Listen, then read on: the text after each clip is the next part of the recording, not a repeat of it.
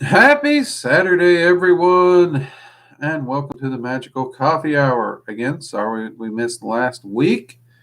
Looks like we've got 6 people already in here, 7 people. Awesome. Glad to see that. Um, we are trying some new times for the live streams, just trying to get a few things worked out. We're actually talking about staggering so that Research and Ramblings will be Fridays at 5s. And that'd be 5 p.m. Eastern Standard Time. And Magical Coffee Hour, we may actually try at 6 p.m. to kind of split the difference a little, see how that works out. And part of this is to try and facilitate and reach as many viewers as we can in different time zones and time slots. So we'll be giving that a try. But we didn't want to try out staggering it this week because we already told you it'd be at 5, and well, we missed y'all last week. We didn't even get to talk. So here we are. So let's see. Cal, hey, good to see you. Onika, good to see you as well. Hello, hello. Victoria, good to see you again. All right. Got a lot of people popping up in here. Let's see. Lena, good evening. A12, good to see you. Glad you can make it. And I know a lot of people are trying to adjust to the new time slots, and we'll get there. We will get there. Joanne, hello. Good to see you as well.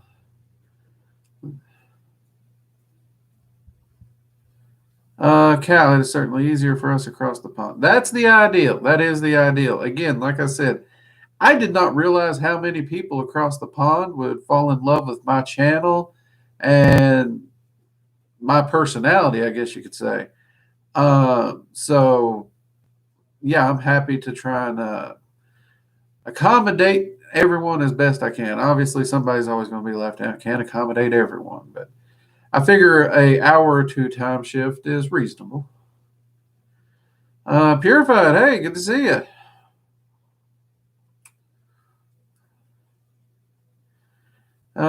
Frankie, hey, from the UK again. See, I'm starting to think most people who follow me are either from the UK. Got a lot of Canada people too, actually, which is okay. Don't mind that one bit. So, just to get into some of the generals here, do remember if I'm missing questions or anything, and it's an important question, we do have the super chat so that you can make a small donation of however much you figure I'm worth, and it will flash it up really big on the screen, and then I'll see it. Otherwise, I will try to get to as many questions as I can, as I always do. Sometimes I miss a lot of them, and I do apologize. There's one of me, and there's a lot of you, and you guys got a lot of great questions. Let's see what else here. Also, we do now have channel membership, so you can sign up as a channel member to support the work we're doing. And every tier gets different levels of perks and everything. Some give new emojis. They all give you that nifty little member badge that you see Onika and Joanne having. Also, I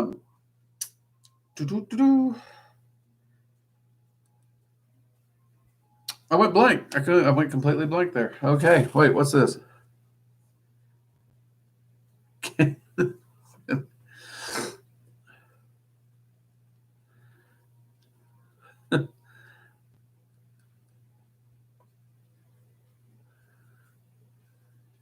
See, Anuba has finally made it after a few weeks. Hey, well, yeah. Let's see. One, how do you manifest money with magic? Does one obtain knowledge from spirit and I apply it, or do I ask for 10K and get it? Okay, one, first off, if you want money from magic, it is very, very rare that you're going to ask for 10K and just have it show up at your doorstep tomorrow. That's not really how magic works. Magic uses the path of least resistance. There's going to be work, there's going to be time input, there's going to be things you have to do. It's not just going to manifest overnight. That's one of the reasons, I did a video on winning the lottery. Go check that one out, because the lottery is, even magically speaking, is very, very unlikely. Um, Instantaneous reward for nothing, that's not what magic is about. Magic takes work, even when manifesting, and you have to build. So, yes, it is possible to manifest money, but it's going to take a process. It's going to take time. It's going to take effort. And magic will open up more revenue streams to flow into your life. But if you're not doing the work to start with, or you're just poor at managing your money, no amount of money flowing in is actually going to solve your problem. So, magic is only a part of the equation. But we do have several videos on prosperity magics here on the channel. We do also have a video on lottery magic, and why it just generally doesn't work. So you can go check that out as well. But magic does make it easier to obtain money. It's not just going to drop 10K in your lap.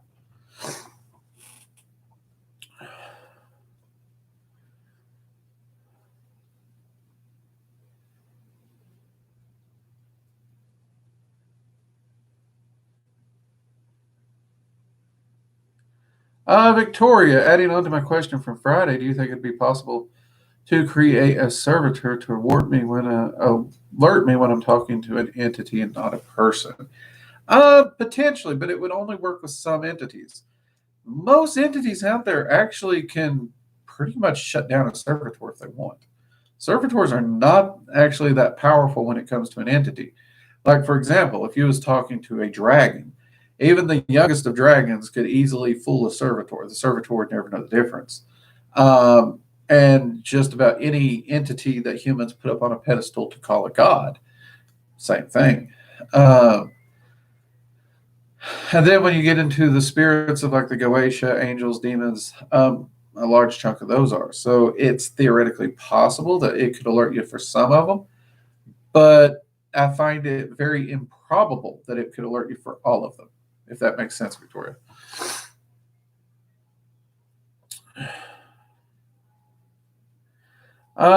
Dimension Divers made alive. Hey, welcome. Mugs up to you.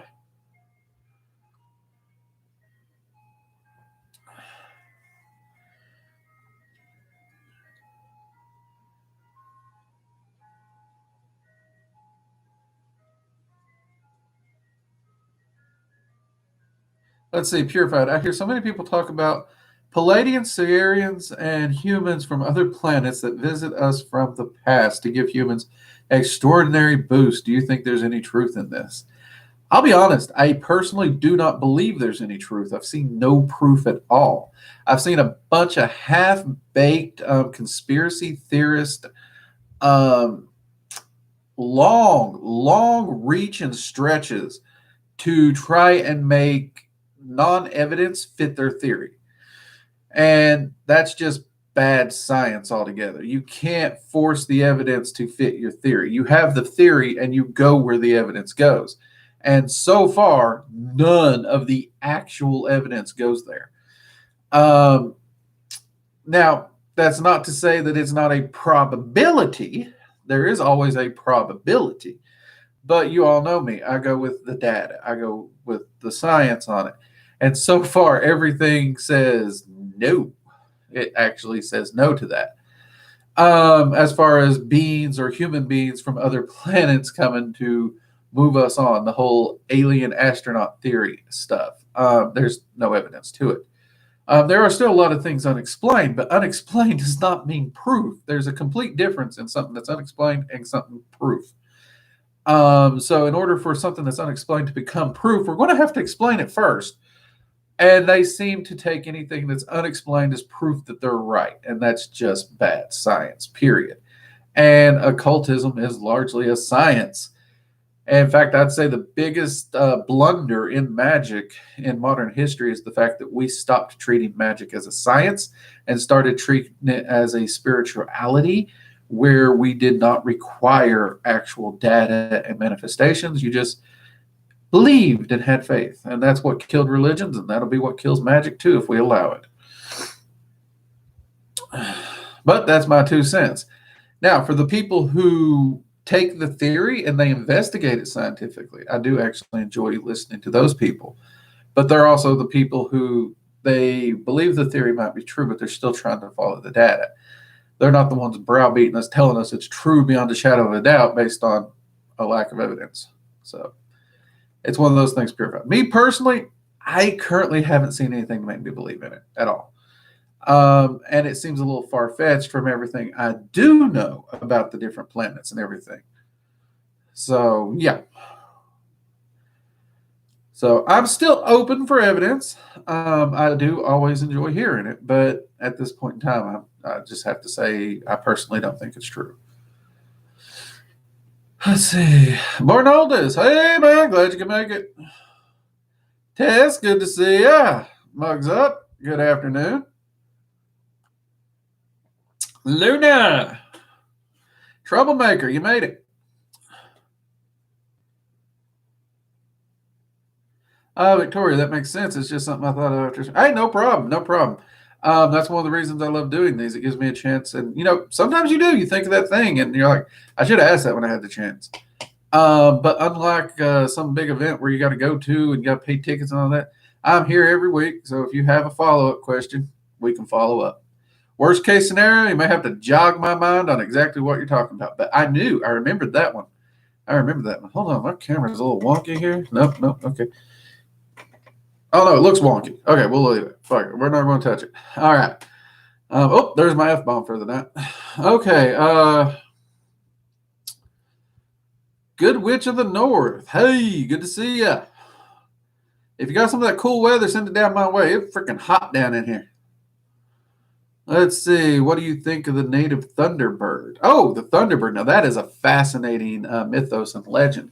Now, we do actually have information and knowledge of some very massive birds of prey that could definitely fit the Thunderbird mythos and legends, especially when you're talking about people who see things that they might be trying to explain using the spirits or mythology. And there are some really, really large extinct birds. So I first off, straight out of the gate, say that there is definitely a foundation for those myths and legends. Now, that of course brings us to modern day, and people's like, do I still think thunderbirds are flying around?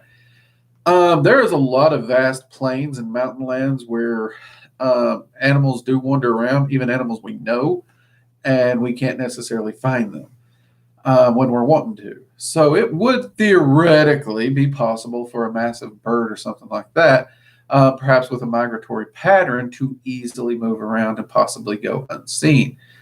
Possibly. And there are plenty of animals and whatnot that we don't know.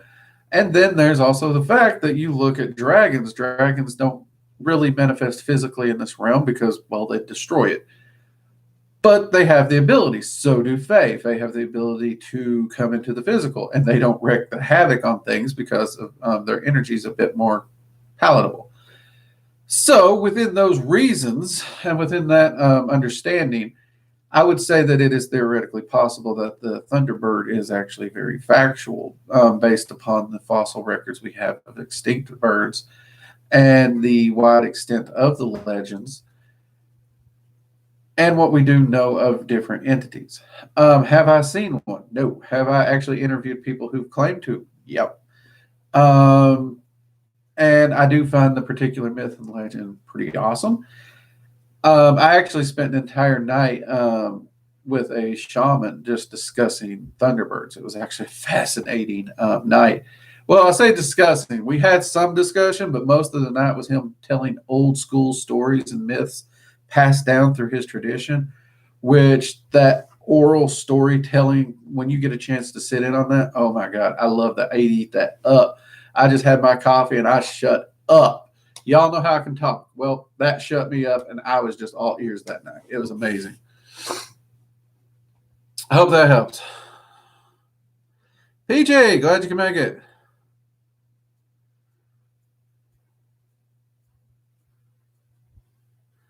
Nubis, when we give an offering for cheese or a beverage, for example, what does the entity get from it? The energy. They actually take the energy from it, as well as the gratitude.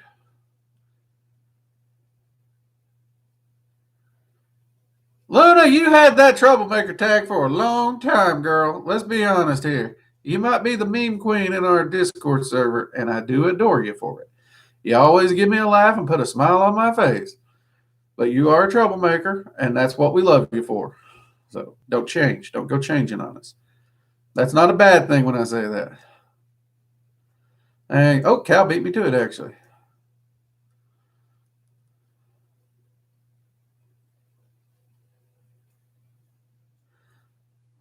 Yeah, New Zealand actually is one of the places, I believe you are correct, that had some of those massive, massive birds, which was either a subspecies or possibly the same species that possibly gave birth to the rise of the legend of the Thunderbird.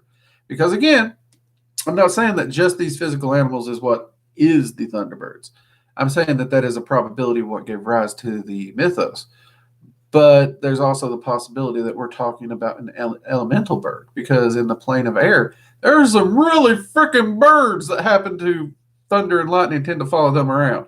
And first time I saw one of those things, it made me think of the Thunderbird. It really did. So if one of those was to shift over to our realm, or even during a time when in a bad storm, when the plane of air would actually be very, very close to the material plane, just be glimpsed through the veil. Boom, instant Thunderbird right there. So that's a very big possibility.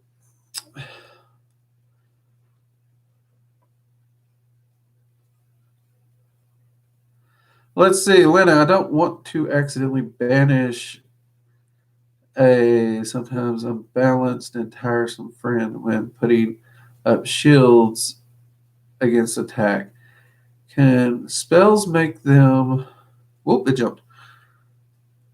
Leave negativity at the door, but still feel welcome. Here's the problem. Here's the problem, Lena. Your friend, you can actually set up a spell that's going to cleanse anybody that walks in. So technically, negativity is not walking in. You can set that up. That's absolutely doable. Here's the problem.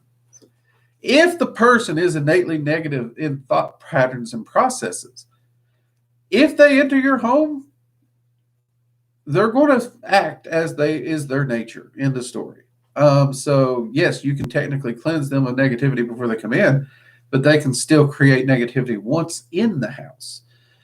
And you can actually set up wards and everything that would persuade innately negative people not entering your house.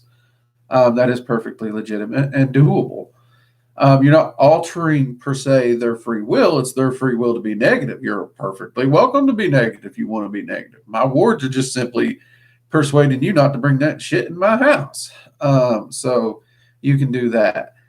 But do be aware that if a negative person enters your house, even if you cleanse them, I don't care. You could do a 4-hour smudge session and dunk them in holy water, moon water, Florida water, give them a full-on blessing enema. Once they're in your house, they start being their normal negative self, they're going to generate negativity.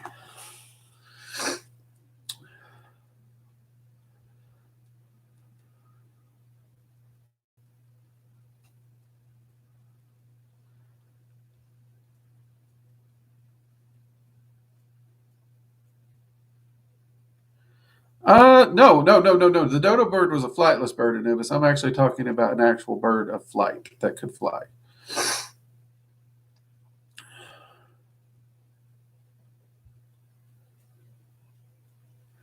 Tess, are all dragons dangerous? What's the base of dragon magic? That depends on how you determine the word dangerous. Dragons are actually very, very helpful entities. In fact, most of them I would not personally label as dangerous of themselves.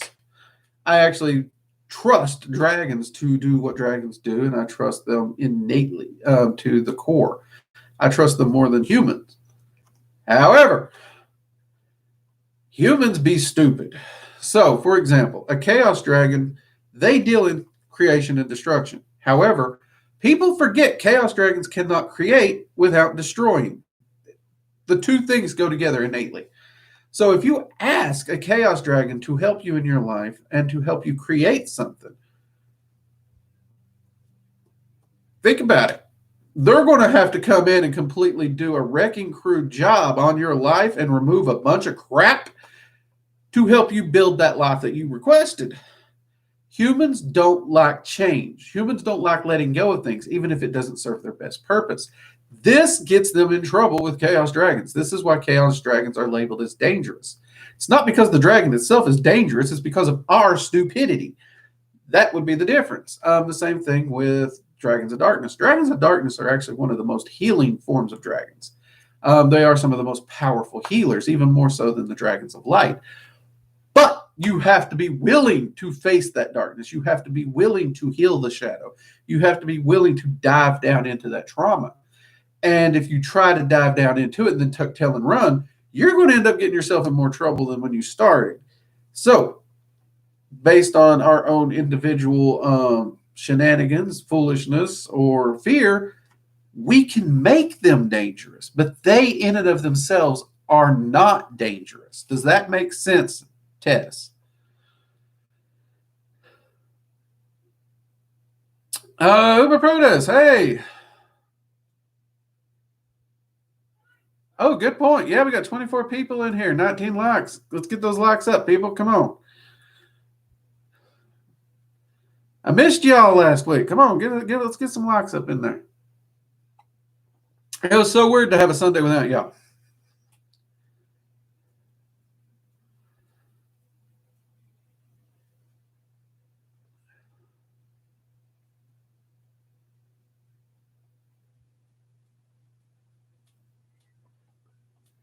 Uber Poot has asked, if the sigil is much easier, why does anyone want to spend so much time on manifestation visualization techniques, like the Joe Dispenza meditation for manifesting, that's like an hour. Okay, well, it's a matter of perspective here, Pootis, because yes, sigil magic can be easier. But I can actually take an hour's worth of work using sigil magic or a meditation, similar to what you just said, and get very, very little results. Or I could take 5 minutes in evocation work where I've taken the time to train myself as a magician, my visualization, my arcane senses, and all these things, do a full evocation of the entity in 5 to 10 minutes and manifest 100 times larger results. Believe it or not, easy does not mean equal. And that is something a lot of people fail to realize. If you want to take the easy road, then you're going to have to take the results that go with it, which is probably 99% of the time not going to be as efficient or as productive. Halloween! Hey, glad you can make it. Mugs up to you, girl.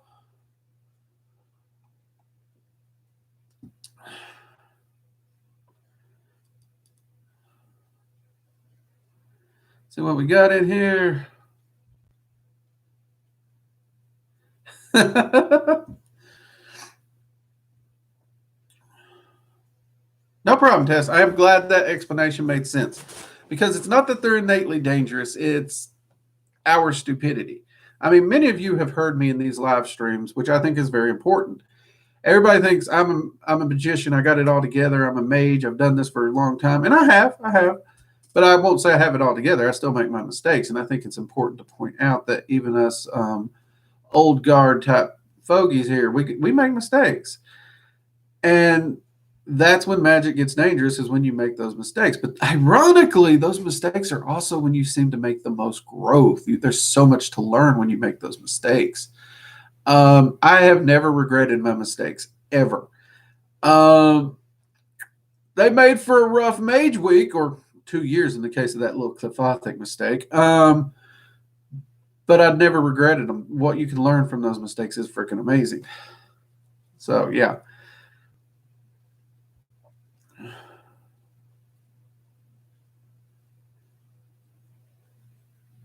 Dragons do not always speak in riddles. They will actually be very straight with you a lot of times.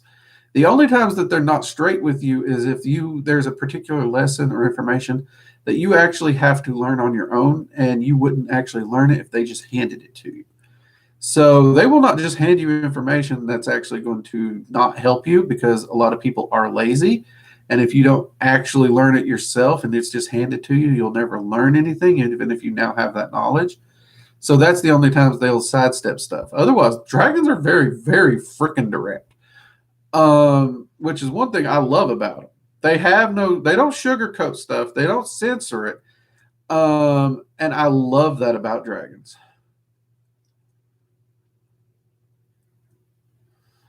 Okay, Halloween. I look forward to it. I really do. Actually, Halloween, I told the viewers Friday, and we'll go ahead and tell y'all again here. My daughter might actually be guest starring here on a couple of the live streams here in August. We're trying to finagle that and talk her into it. So if y'all want to see Halloween's smiling face and potentially her making fun of me on live stream, go ahead and give us a thumbs up and say yay in the chat.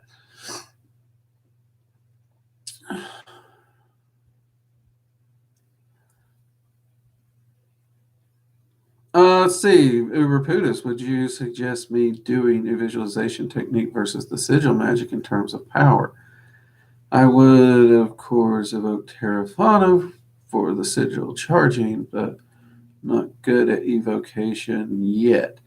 I would suggest you do what works best for you in order to manifest results while always trying to train yourself to get better. See, that's the thing. Even today, I work to get better at magic. I haven't stopped training. I'm still doing it. I'm still hitting the arcane gem as it was. But when I need to manifest something, I go to what I know works. I go to the things that I have had successes with. That's why I keep talking about that journal. And that's exactly what I would suggest for you, Uber Putis. If you're trying to manifest something and you need something manifested, go to what you've had your results with. But never stop developing your abilities and growing so that you can get all new things and increase those results in the future.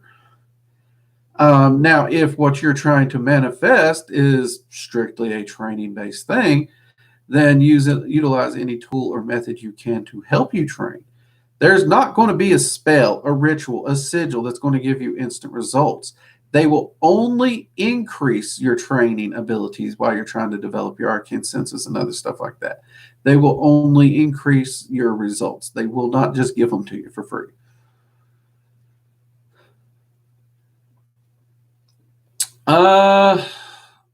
Baba, hello, man. Would you say lucid dreaming and astral projection are interconnected, like some say? It's hard to find a good astral worker who's not good at lucid dreams. Suggest on lucid dream work. Would I say they're interconnected? Yes, and here's why. The dream realm is a small pocket of the astral realm, but it's also a sealed pocket in the astral realm, which means if you enter into the dream realm, you cannot access the rest of the astral realm. You're stuck there. The dream realm can shape itself to appear as other realms, but you're still always going to be in that dream realm. So they are interconnected for sure. But then you say it's hard to find a good astral worker who's not good at lucid dreaming. Guess what? You found him right here. Me. I actually despise lucid dreaming. I hate it. I'm a very hands-on, very active worker. I teach my students to be active workers. I don't do anything passively. When I go to bed, I'm going to bed. I do not plan to do lucid dreaming or anything like that. It's too unreliable. It's too unpredictable. And even if you are good at it, there's too much that needs to be translated and too many things that can be mistranslated. I find it completely unreliable.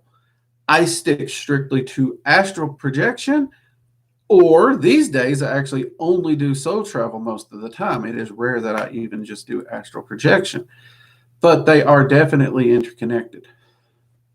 And as far as suggestions on lucid dreaming, I don't use it. It's not one of my things. Even when I use path workings, the only time I do it is when the path working has it in there. I stick as close to the path working as I can. Inevitably, those are the areas where I get the crappiest results.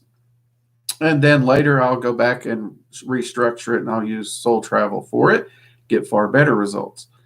I'm really not the mage to talk about when it comes to lucid dreaming. I don't like it.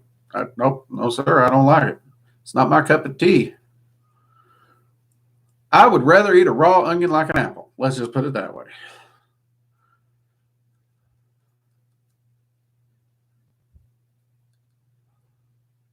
About 3 weeks. Is it that soon? Oh, Lord. Okay, I got to do some preparing. Prepare the what? Oh, the pink eyeshadow. You ain't putting pink eyeshadow on me. What the? No, no, no, no, no. On you, we can do that. We can do that.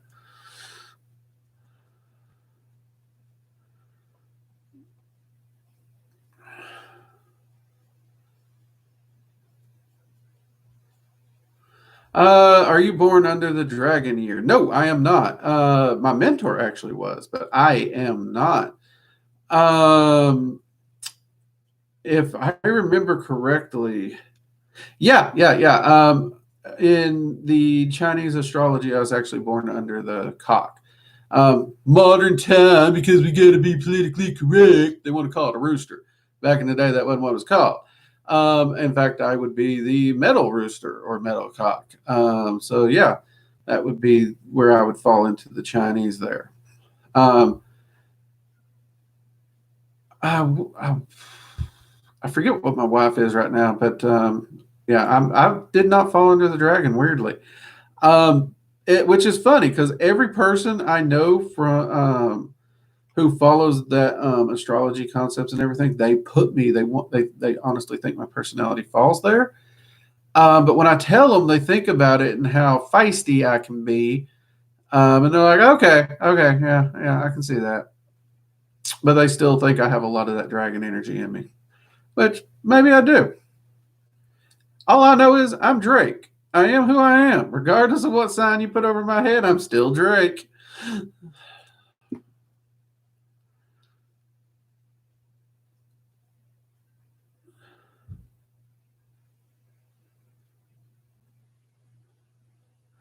Let's see. Uh, Angela Blank. I just wanted to say I love your channel. Your videos on Dragon Magic are amazing. Thank you for sharing them. Angela, thank you very much. Appreciate the compliment, and I'm glad you're enjoying the channel. Thank you. Glad you could join us live. And we jumped. Crap. Okay. Hey, Jade, you made it. Just in time for me to pour another cup of coffee, too.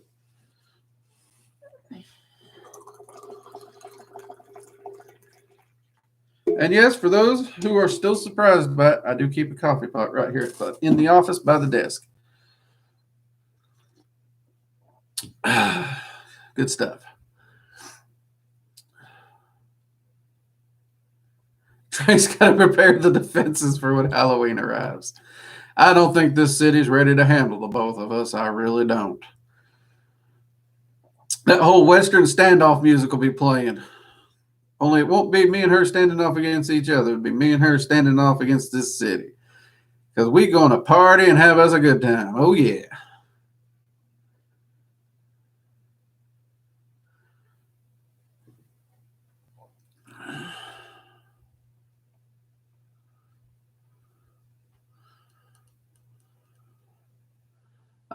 Kara, hey, glad you can make it.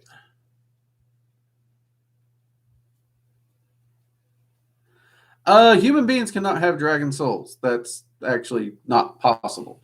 I know there's a lot of spirituality out there that would actually say that, but when you actually get deep into dragon magic, you'll find out that even the smallest portion of draconic energy would literally incinerate the human body inside seconds, which would actually be kind of interesting to see. But no, so nope, not a draconic soul. Last question from Victoria. It doesn't have to be our last one, so don't worry about that, Cher. On the subject, I promise. We'll let you go. But is there any way to tell if there's non-human, or is it totally up to the entity whether they want me to know? If you get good with your astral senses and feeling energy, you can tell. Like if you open your arcane sight to its absolute fullest, and a fey creature is taking on the guise of a human, you will literally see the fey creature silhouetted in the human form, which is really freaking cool. The downside to this is to open your arcane senses to that level, you may see some stuff you ain't ready to see or don't want to see. And I mean, unless you're crazy like me, I don't mind seeing stuff. I don't really get scared by entities, but that is a possibility. So you will see them in their true form in that way. Otherwise, the easiest way is to understand the energy types and to be familiar with them and be able to tell what they feel like. So those would be the ways, Victoria. Let's see, Bob, I wish I could handle coffee like you do. I love it, but as soon as I drink it, I get a stomach ache and intestinal problems. Man, I'm glad I don't get that. Honestly, I've been drinking coffee since I was 3. One of my daddy's mistakes. They all used to get together on a porch and drink coffee and plan out the day. So, of course, we kids were up there. And I decided I wanted to drink what my daddy was drinking and join in on, I wanted to be one of the big people. So his solution to me constantly asking was, fine, I'll give him some black coffee. It'll be bitter as tar. He won't like it. That'll be the end of this conversation. Wrong. I loved it. And I've been drinking coffee ever since. Of course, they were watering it down with cream and sugar after they found out I could drink it black because I was hyper enough. They didn't want me wired up and jacked up on coffee all day. But I have been drinking it ever since, nonetheless.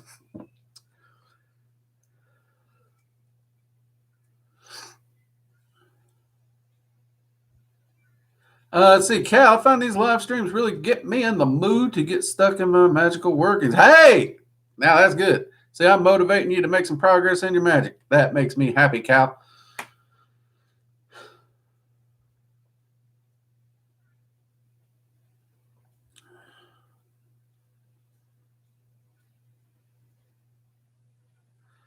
Let's see. Yeah, we still got a good hour. We got a good hour, Car.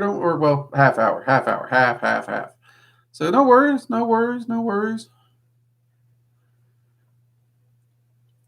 We had a few people late. It's okay. We're actually, like I said earlier, we are going to be doing the magical coffee hours at 6 p.m. and we'll be doing the research and ramblings at 5 because I got a lot going on Sundays and I want to try and get these live streams so we can get as many viewers as humanly possible engaged and be as available as possible. So yeah. So keep an eye out on those notifications and I will continue to post. I always try to make sure to get the videos up a few hours early, so hopefully YouTube will give you all a notification. So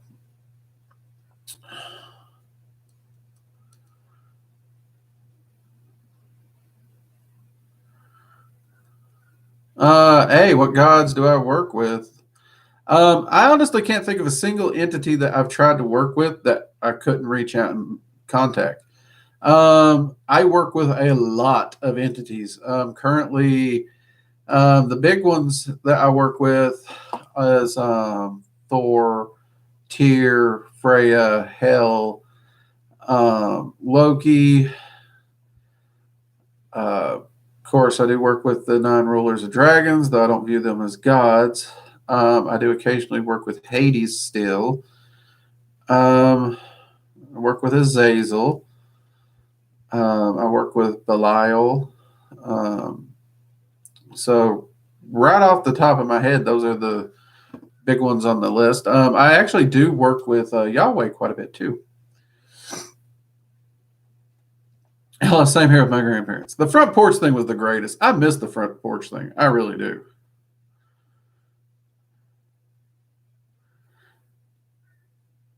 There you go, Luna. That was me. It's like, just bring me coffee.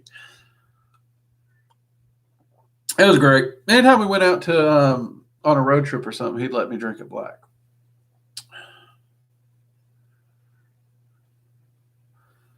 Are there many gods who are really human manifestations of dragons? Thinking of Hindu deities with many arms. No. Now, when we're talking about Hindu, it's going to get a little sketchier because many of you know that my Hindu lore is light, but based upon the dragon lore, dragons do not It's viewed as disrespectful and dishonorable amongst dragon culture to impersonate an entity of another kind. So, based on that, I see no reason why a dragon would be impersonating a non dragon god in Hindu mythology. Um, this is so there would have to be some extenuating circumstances there for that to be the case, Lena. But that is actually an interesting question and an interesting area of study that I would potentially have to look into.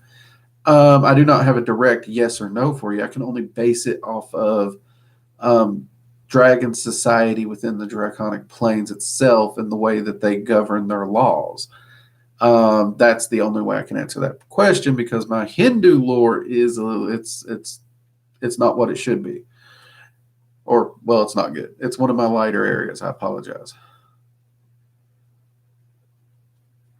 And to think you want me to drink coffee, and I'm also already hyper. Yes, yes, we do. We actually do.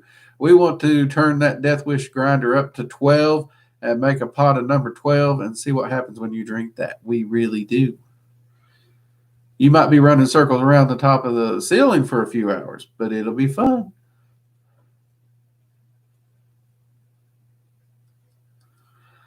Oh, I drink mine black these days, straight up. I've given up sugar.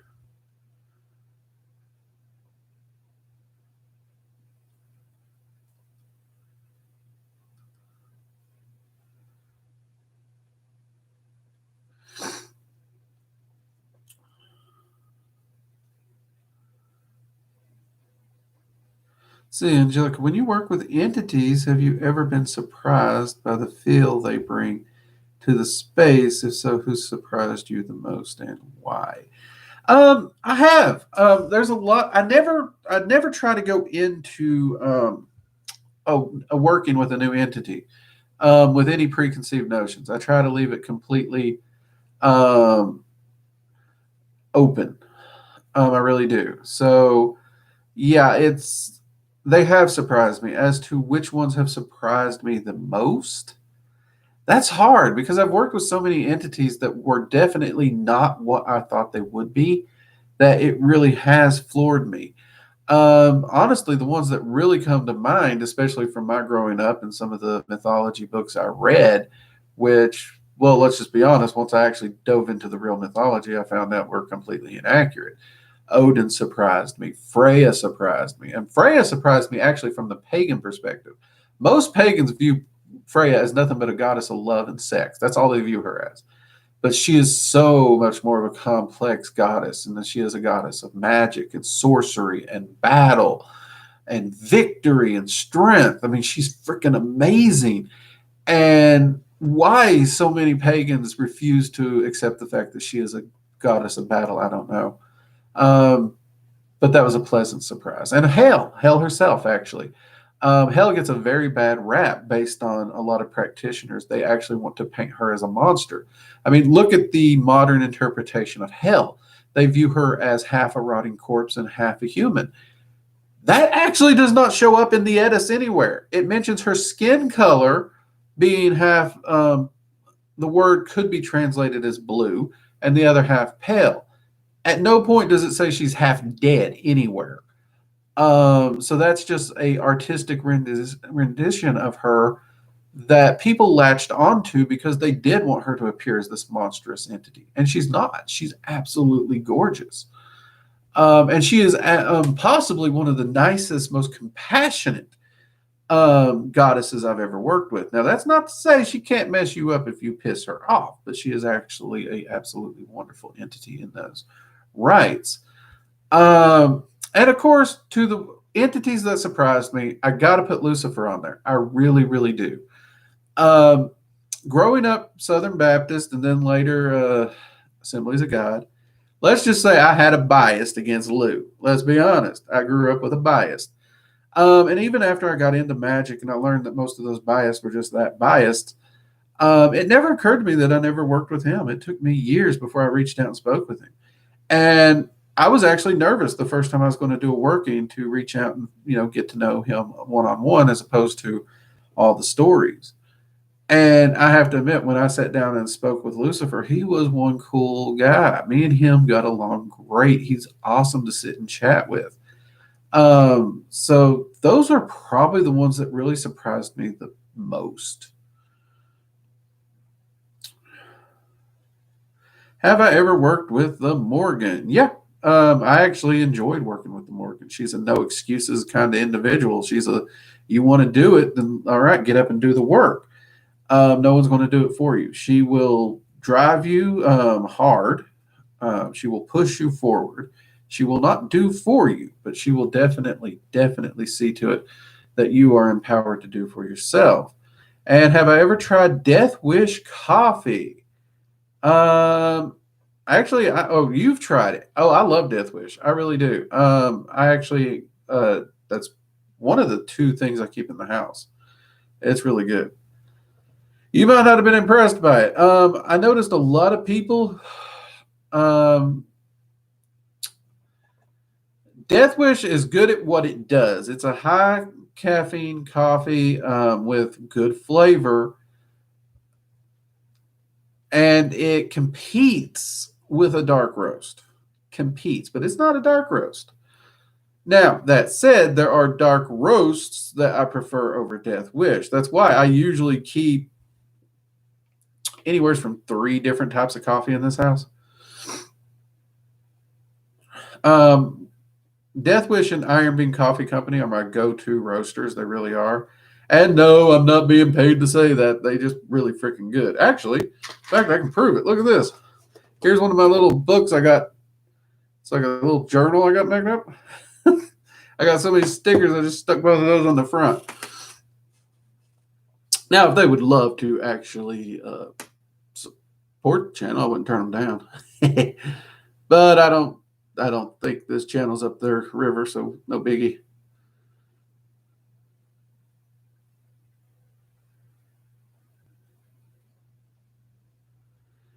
Let's see.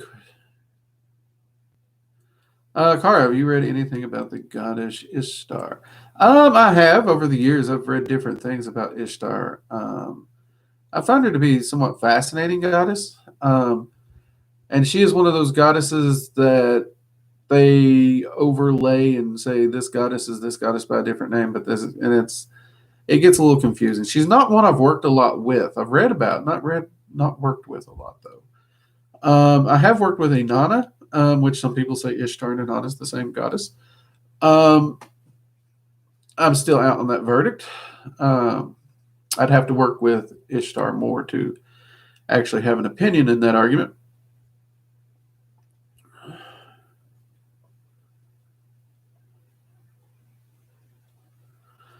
Chicken Noodle, what's the books I'm reading right now? Currently, right now, I'm working through a Qliphothic Pathworking. That's the big one I'm working on right now. Otherwise, I really, outside research right now, I don't have a lot of leisure reading going on. I've been busy, especially with the Qliphothic Pathworking, and of course, this Fae Pathworking, which ain't coming from a book, it's coming straight from the Fae Queens themselves. And those are always freaking intense. So currently, I'm not reading a lot of books right now.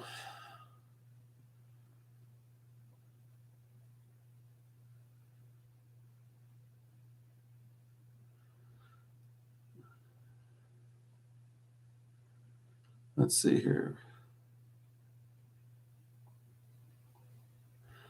Okay, Flyer is asking, has it been significantly proven in a study magics are real? Because I've read in articles that it's a placebo effect. Here's the thing, Flyer. Now, when we're doing something, like let's say we're trying to do a spell to get out of depression, and we do the spell, a couple days later, boom, we're out of depression. Coincidence, placebo? Maybe.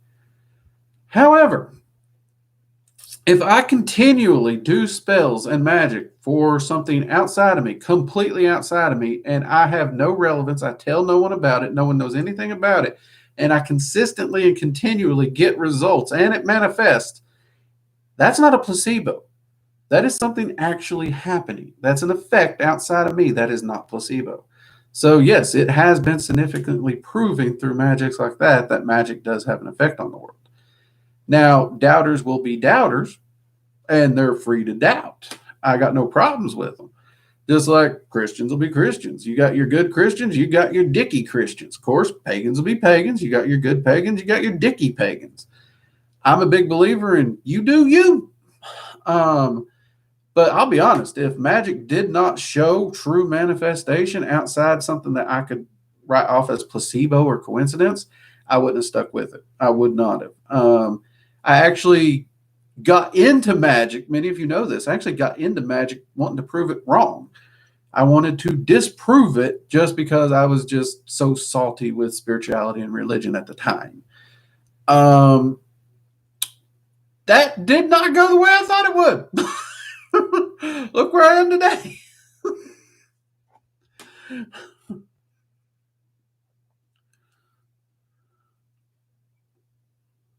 Let's see what we got here.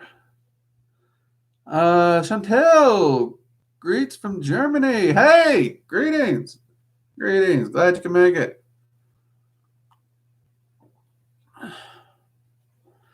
Let's see. Just started Dancing with Dragons and you love it. It helped me so much to understand and learn. Congratulations, Chantel. Conway's where I got my start.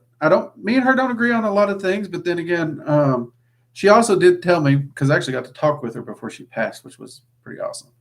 A good chunk of the book was written for the world and pagans and understanding at the time.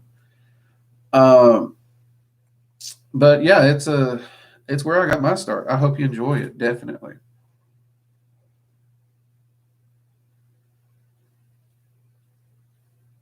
Joanne, I've used that same phrase. Magic is current science we just currently don't understand yet. Yes, because if you look at modern medicine, metallurgy, chemistry, even biology, these are all things that at one point were occult arts and were viewed as magic and was worked in by magicians. What we call science once was the occult.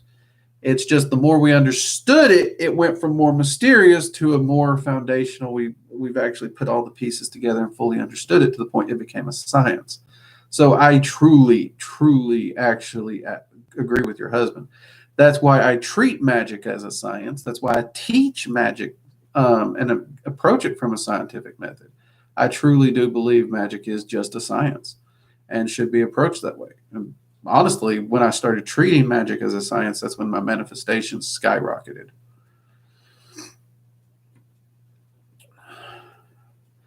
Victoria, it differs from person to person. There's a lot of different things that can get in your way. First off, self-doubt. Hugest obstacle. Hugest. Secondly is fear. When it comes to the arcane sight and arcane hearing, people fear hearing phantom noises or seeing crap that they don't think it should be in the room. So fear can also cause you to want to keep those closed even while trying to open them.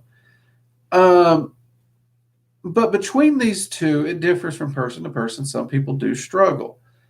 I've seen people who can get their arcane senses rocking in anywhere from 3 to 4 weeks. I've seen people who it can take 3 to 4 months. And I've even known people who's struggled and had to work a couple years to get full functioning arcane senses up and running.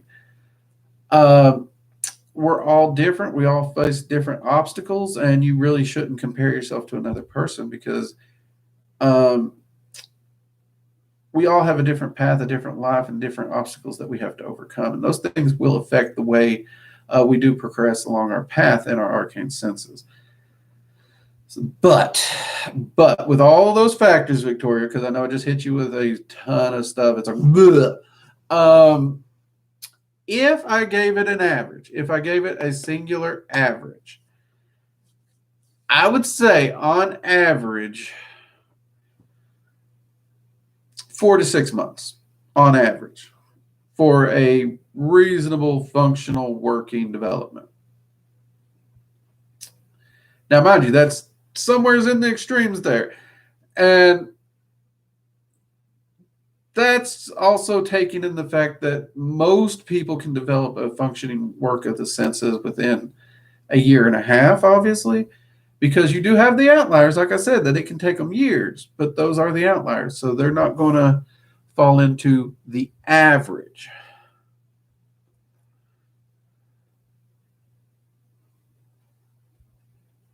No problem, Chantel. No problem. If you do get a chance, Chantel, we do have a Dragon Magic 101 course. It's only about $30 over at workingdragonmystic.com.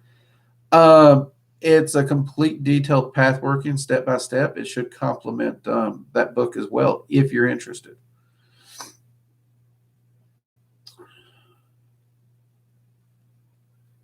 Yes, exactly. Science and magic was one and the same. Many cultures actually had that. So yeah.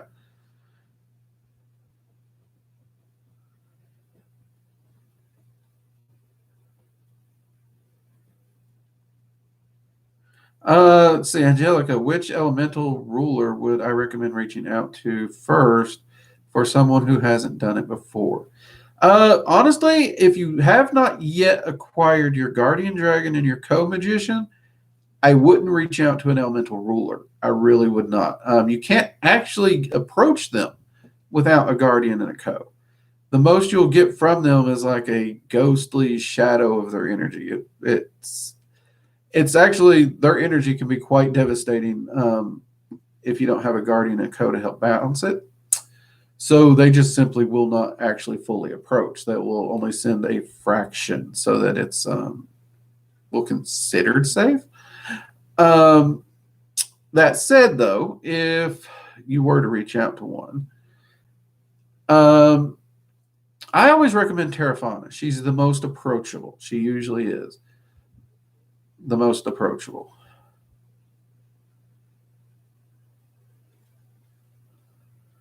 Kara, I hear voices from time to time. Why not all the time?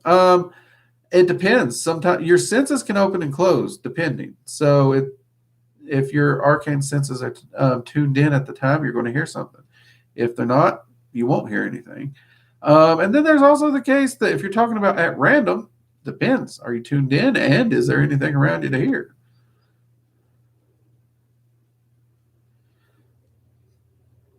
Dragon Magic 101 teaches you dragon magic. It's actually the introductory into dragon magic. You learn the basis of dragon magic. You learn about your guardian dragons. You learn how to find a guardian dragon, how to get it. There's an entire path working on bonding and spell working with your guardian dragon.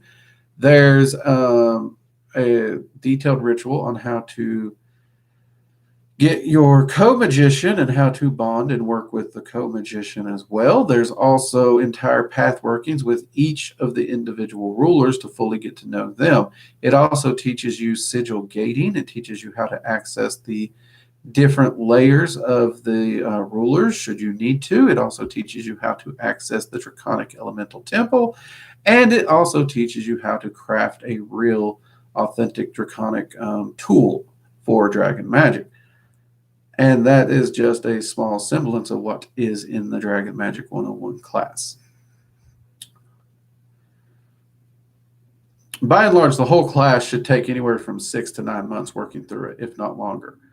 And so it's a lot of good info for, well, we keep them very, very affordable.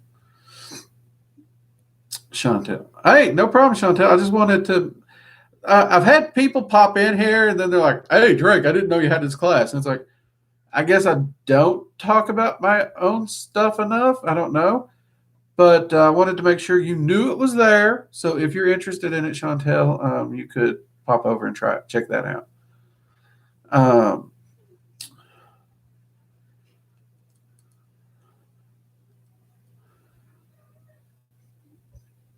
Okay, we're going to have to get ready to wrap up here. No worries, we can do that. Oh, everyone, it was freaking fantastic to be here. I tell you, not being able to do coffee hour last week, it just threw my Sunday off. I can't say I didn't have a good Sunday. I did. I had a good Sunday. As y'all can tell, I got a little sun too. But I had a great Sunday.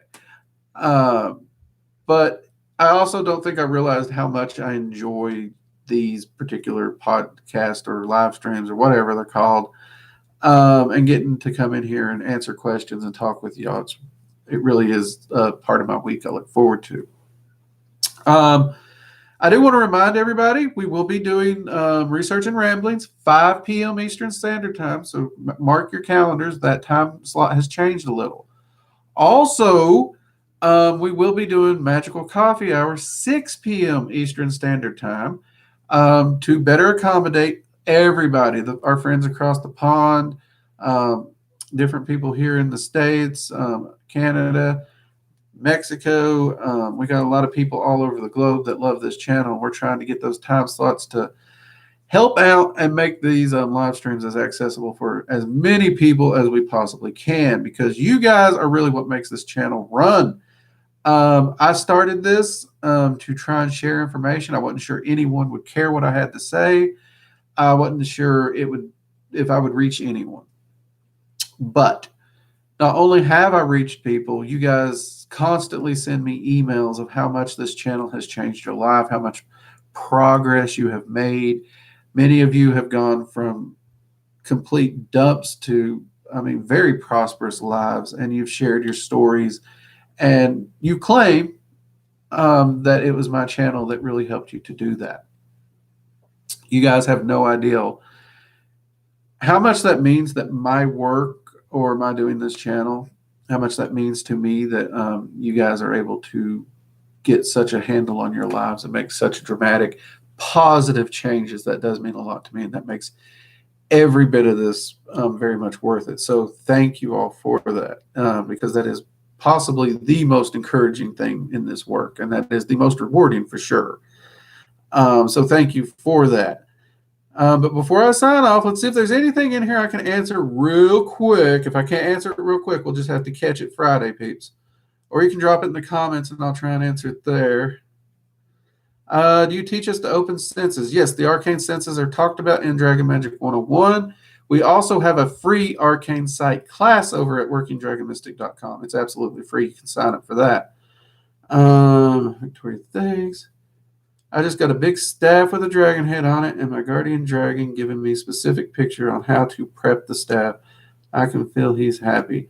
Oh, yeah, that will be a fun staff to use for the staff creation ritual, Chantel, if you do decide to take 101. That'll be amazing. Thanks for all the info. AH12, no problem. Always happy to sit and chat with y'all. Awesome. Thank you for the answers. Blessed be to you too, Angelica. Or Angela, sorry. Where did I get Angelica? Why do I know that name? Okay.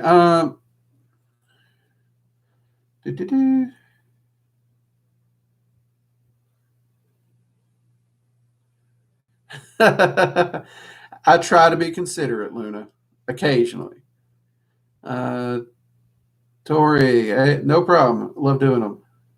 All right, cool. All right, we got everything covered. You all have a fantastic week. Keep doing that work. Keep manifesting. Keep progressing. Remember, it does get hard. It's step by step. You can be slow, but you'd be surprised how fast that will start to snowball as long as you keep working at it. And again, this is one reason I preach. The most important tool a magician can have is their journal. Oftentimes, the journal will show you more than your actual results, because the results come in slow and trickle, and you might even overlook the manifestations until you go back and read that journal. Then all your progress is laid bare in front of you, and you see how far you've come in the last month, 2, 3, 6 months. It is freaking amazing. That journal is hands down your most powerful tool as a magician. Make sure you're keeping that journal. All right? Now, with that, everybody, you have a fantastic week. Mugs up. Keep on rocking. Take care. Bye-bye.